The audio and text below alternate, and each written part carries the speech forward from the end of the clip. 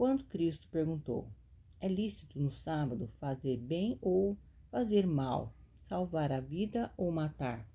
Mostrou que lia o coração daqueles homens ímpios que o acusavam, enquanto se esforçava para conservar a sua vida, curando os doentes também no sábado.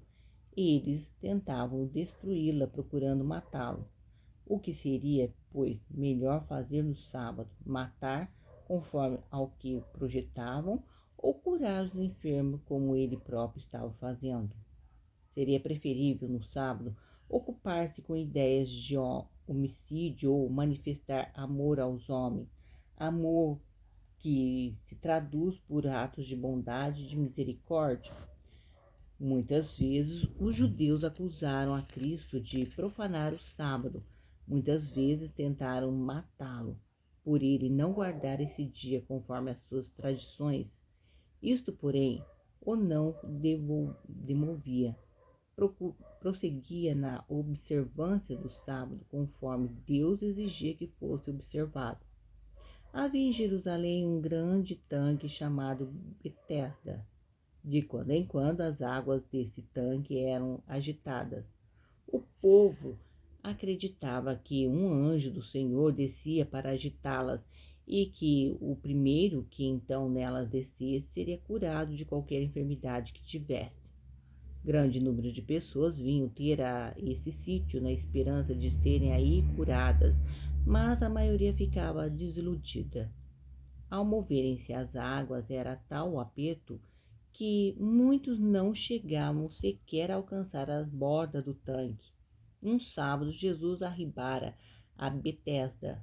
Seu coração ficou comovido de compaixão ao ver ali aquela multidão de padecentes. Um deles parecia o mais desgraçado de todos. Havia 38 anos, perdera o uso dos membros. Nenhum médico tinha podido curá-lo. Muitas vezes fora levado a Betesda, mas de cada vez que as águas eram movidas, alguém penetrava nelas antes dele. Nesse sábado, tentara ainda uma vez descer ao tanque, mas infrutíferamente. Jesus observou quando se arrastou de volta para a enxerga que lhe servia de cama. Suas forças os tinham quase abandonado. Se ninguém o acudisse, em breve morreria. Quando eles, deitado, voltando de quando em quando a olhar para as águas do tanque, um rosto compassivo se inclinou sobre ele e perguntou: queres ficar são? O pobre paralítico respondeu com um suspiro: Senhor, não tenho homem algum que, quando a água é agitada, me meta no tanque, mas enquanto eu vou, desce outra diante de mim.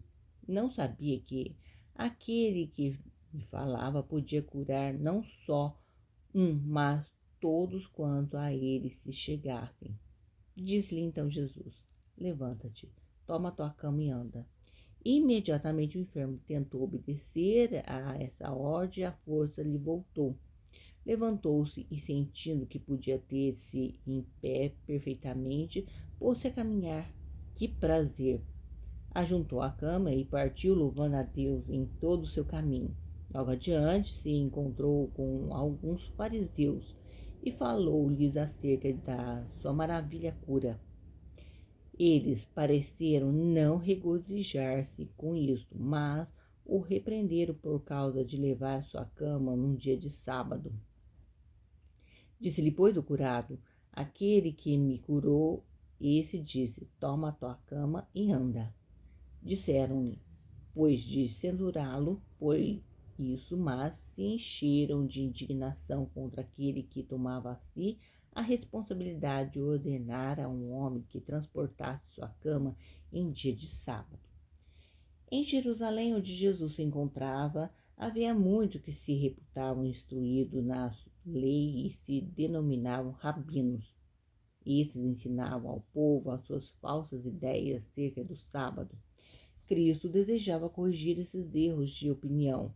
Foi por este motivo que curou aquele homem num dia de sábado e lhe ordenou que levasse sua cama. Sabia que isso haveria de chamar a atenção dos rabinos e dar-lhe assim uma oportunidade de esclarecê-los.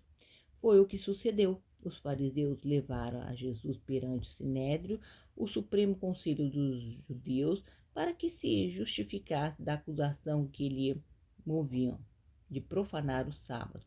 Salvador se limitou a declarar que seu ato estava de conformidade com a lei do sábado e com a vontade e o procedimento de Deus. Meu pai trabalha até agora e eu trabalho também. Deus opera incessantemente para sustentar a vida de todos os viventes. Deveria ele cessar essa obra no dia de sábado? Deveria proibir ao sol de exercer nesse dia suas funções de alumiar e aquecer com seus brilhantes raios a terra e vivificar a vegetação? Deveriam os rios cessar de regar os campos e os mares suspender o seu fluxo e refluxo? Deveriam o trigo e o milho cessar de crescer no sábado, e as árvores e as flores deixar de abotoar ou de frutificar nesse dia? O homem, nesse caso, viria a ficar privado dos frutos da terra e das bênçãos que lhe sustentam a vida material. A natureza não pode cessar sua obra sob pena de vir o homem a perecer. E do mesmo modo, o homem tem uma obra a fazer nesse dia. As necessidades da vida precisam ser satisfeitas, os doentes precisam ser cuidados e providas as necessidades dos desamparados. Deus não quer que suas criaturas sofram uma hora sequer do que possa ser aliviado no sábado ou em qualquer outro dia. A obra do céu jamais cessa e nós não devemos cessar nunca de fazer o bem. O que a lei proíbe é fazermos as nossas próprias obras no dia de repouso do Senhor. O trabalho para ganhar a subsistência é que deve ser renunciado nesse dia.